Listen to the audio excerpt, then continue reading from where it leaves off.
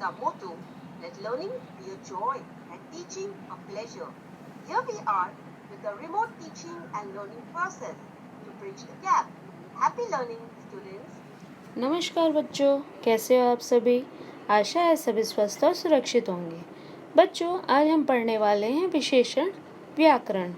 विशेषण मतलब होता है एडजेक्टिव। तो इसकी परिभाषा देखते हैं। जो शब्द संज्ञा और सर्वनाम की विशेषता बताता है उसे विशेषण कहते हैं। इन शॉर्ट, संज्ञा मतलब नाउन और सर्वनाम मतलब प्रोनाउन।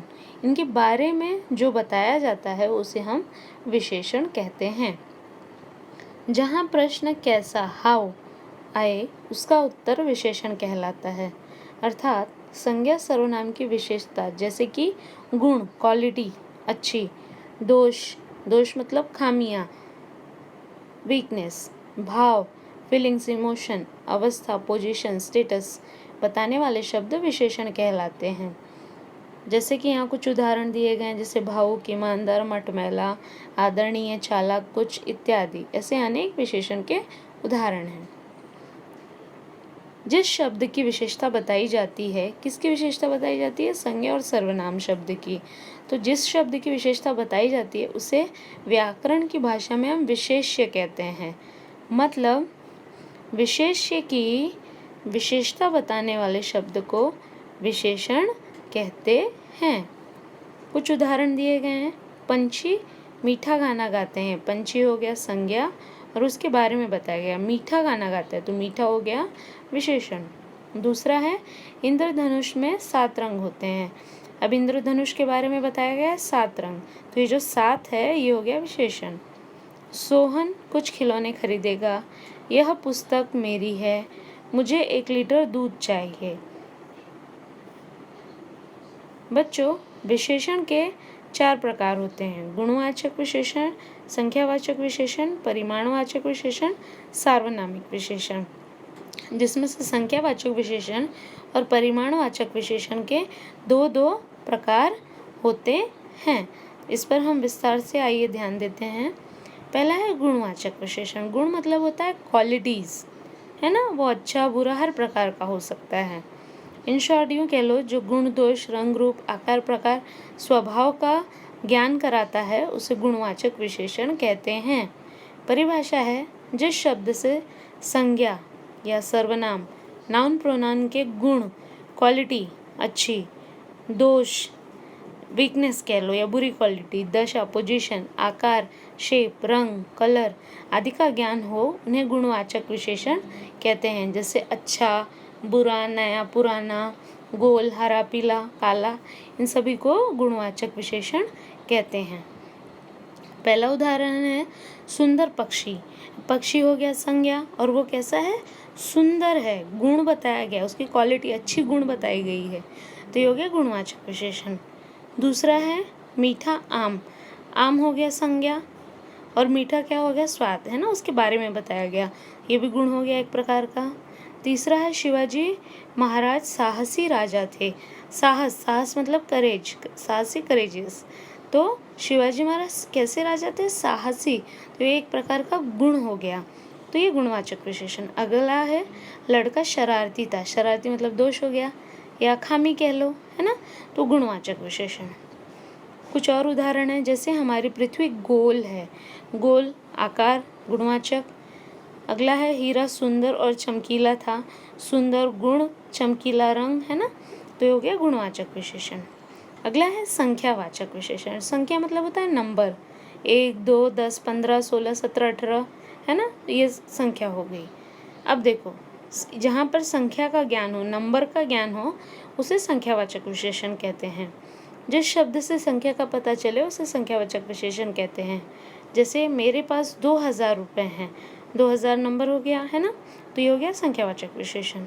अगला है इस महामारी में अनेकों की जाने गई। अनेक, ये भी नंबर्स ही हैं, हमको पता है, लेकिन कितने हैं वो नहीं पता, तो ये संख्यावाचक विशेषण ही कहलाएंगे। अब संख्यावाचक विशेषण के 2 प्रकार होते हैं। उसमें से पहला है निश्चित संख्यावाचक विशेषण। इसे आप कैसे पहचानोगे? जिसकी संख्या निश्चित होती है, श्योर होती है, डेफिनेट होती है, उसे निश्चित संख्यावाचक विशेषण कहते हैं। तो जो शब्द संज्ञा या सर्वनाम की निश्चित संख्या का बोध कराते हैं उन्हें निश्चित संख्यावाचक विशेषण कहते हैं। जैसे बाहर 4 कुर्सियाँ रख दो। अब देखो 4 नंबर है ना, श्योर है, तो ये हो गई निश्चित संख्यावाचक। दूसरा है मेरे पास 16 गाय है। अब 16 ये भी निश्चित श्योर नंबर है, डेफिनेट है, तो ये हो गया निश्चित संख्यावाचक विशेषण। अगला है अनिश्चित संख्यावाचक। अनिश्चित संख्यावाचक मतलब जहाँ पे नंबर श्योर नहीं होता है ना, उसको अनिश्चित संख्यावाचक कहते हैं। तो जो शब्द संज्ञा या सर्वनाम की अनिश्चित संख्या का बोध कराते हैं उन्हें अनिश्चित संख्यावाचक विशेषण कहते हैं। जैसे मेले में कई हाथी आए थे। कितने हाथी आए थे हमको नहीं पता, वो 7 भी हो सकते, वो 14 भी हो सकते, वो 28 भी हो सकते हैं, कितने भी हो सकते हैं, पता है हमको, काउंट कर सकते हैं, लेकिन नंबर नहीं एग्जैक्ट पता है। तो कई, ये हो गया अनिश्चित संख्यावाचक विशेषण। दूसरा है हम सभी आज बाहर खाना खाने जाएंगे। सभी में घर के कितने लोग हो सकते हैं, 3 लोग हो सकते हैं, 5 लोग हो सकते हैं, 7 लोग हो सकते हैं, पता नहीं, बट काउंट कर सकते हैं उन्हें। तो अनिश्चित संख्यावाचक विशेषण।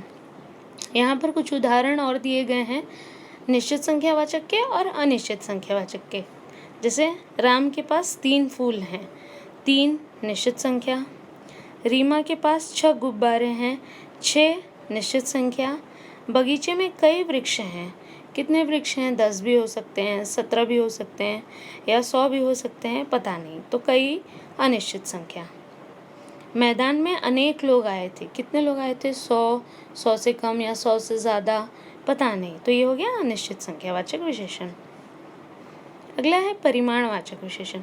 परिमाण मतलब जिसे आप माप तौल सकते हो, मेजर किया जा सकता है जिन चीज़ों को, जिनको गिना नहीं जा सकता, जिन्हें मेजरमेंट करके पता लगाया जा सकता है।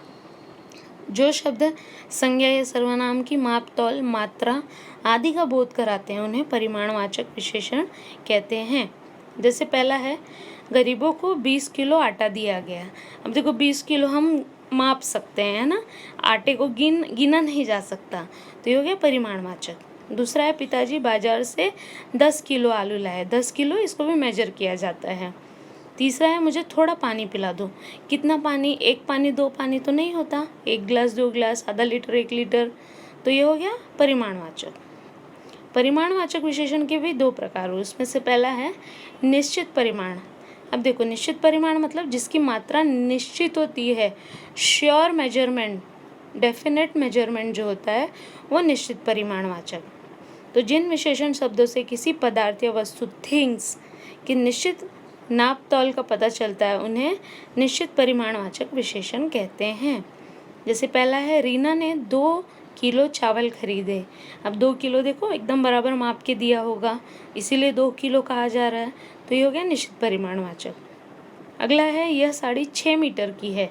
अब इसे भी प्रॉपरली मापा गया है ना, तो इसीलिए ये बताया गया निश्चित परिमाणवाचक विशेषण। अगला है अनिश्चित परिमाणवाचक विशेषण। अनिश्चित मतलब मात्रा जो उसकी मेजरमेंट जो होती है उसकी श्योरिटी नहीं होती है, तो अनिश्चित मात्रा का ज्ञान मतलब अनिश्चित परिमाणवाचक विशेषण। जिन विशेषण शब्दों से किसी पदार्थ या वस्तु मतलब थिंग्स की निश्चित नाप तौल का पता नहीं चलता है उन्हें अनिश्चित परिमाणवाचक विशेषण कहते हैं। जैसे दूध वाले से थोड़ा दूध ले लो। कितना दूध लेना है, 1 लीटर 2 लीटर नहीं पता है हमको, अनिश्चित मात्रा है, तो वो हो गया थोड़ा, अनिश्चित परिमाणवाचक। ठीक उसी प्रकार घर में बहुत सब्जियां रखी हैं। कितनी रखी हैं, 1 किलो 2 किलो, आधा दर्जन 1 दर्जन, कितना पता नहीं, उसकी जो मेजरमेंट है वो मात्रा है जो है वो मापी नहीं गई है, उसका ज्ञान नहीं है, अनिश्चित है, तो इसलिए अनिश्चित परिमाणवाचक विशेषण। यहाँ पर कुछ निश्चित परिमाणवाचक और अनिश्चित परिमाणवाचक के उदाहरण दिए गए हैं। जैसे पहला है बाजार से 1 दर्जन केले ले आओ। 1 दर्जन मतलब निश्चित मात्रा है, तो ये हो गया निश्चित परिमाणवाचक विशेषण। दूसरा है मीरा ने पूरे 1 घंटे तक दौड़ लगाई। 1 घंटे मतलब निश्चित मात्रा, तो ये हो गए निश्चित परिमाणवाचक। तीसरा है चाय में कम चीनी डालना। कितनी चीनी, मात्रा पूरी बराबर बताई नहीं गई है, 1 चम्मच 2 चम्मच, 100 ग्राम 50 ग्राम, कितना, तो हो गया अनिश्चित परिमाणवाचक। दूध वाले से ज़्यादा दूध लेना। ज़्यादा मतलब कितना, आधा लीटर, 1 लीटर, 2 लीटर, 2.5 लीटर, तो वहाँ पर भी मात्रा नहीं पता, तो ये हो गए अनिश्चित परिमाणवाचक विशेषण। अगला है सार्वनामिक विशेषण। सार्वनामिक विशेषण मतलब जो सर्वनाम पर आधारित, सर्वनाम शब्द से सार्वनामिक विशेषण बना है। मतलब सर्वनाम द्वारा संज्ञा की विशेषता का ज्ञान। होता क्या है, परिभाषा देखते हैं।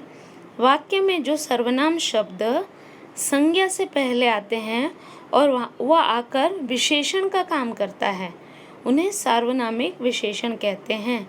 मतलब इन शब्दों में संज्ञा से पहले सर्वनाम आता है जब, तो वो सार्वनामिक विशेषण कहलाता है। जैसे यहाँ देखो, यह सर्वनाम, फल, ये हो गया संज्ञा, मतलब संज्ञा से पहले आया है सर्वनाम, तो ये हो गया सार्वनामिक विशेषण। यह फल बहुत मीठा है। दूसरा, उस लड़के को बुलाओ, लड़के संज्ञा और उससे पहले आया है उस, सर्वनाम, तो ये हो गया सार्वनामिक। तीसरा है वह आदमी दुखी है, आदमी संज्ञा और उससे पहले आया है सर्वनाम, सार्वनामिक विशेषण हो गया। चौथा है कोई बालक रो रहा है, बालक हो गया संज्ञा और उससे पहले आया है सर्वनाम कोई, तो ये हो गए सार्वनामिक विशेषण। कुछ और उदाहरण हैं, जैसे इस कोरोना ने हाहाकार मचाया है, सचमुच, तो कोरोना हो गया संज्ञा और इस हो गया सर्वनाम, तो ये हो गया सार्वनामिक विशेषण।